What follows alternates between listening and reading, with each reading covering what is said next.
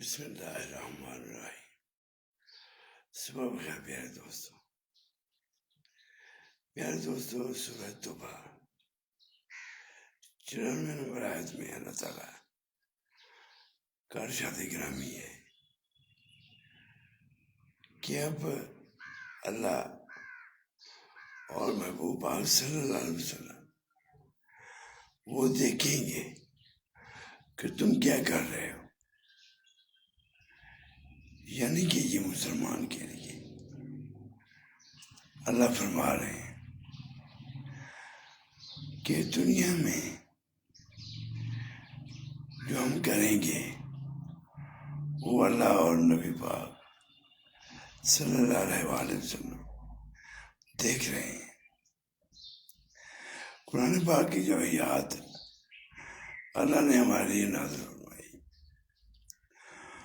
وہ تا قیامت ہے، محشر کے میدان تک اسی کی وجہ سے، قرآن پاک کے منشور کی وجہ سے ہمیں اصلاح کا حکم ہے کہ اللہ کے رضا کے مطابق، اللہ کے حکم قرآن پاک کے مطابق ہم زندگیاں بسر کریں۔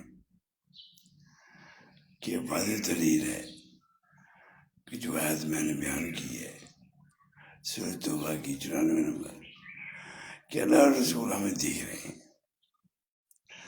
تو دوستو، ہمیں حکم ہے کہ قرآن پہ عمل کریں۔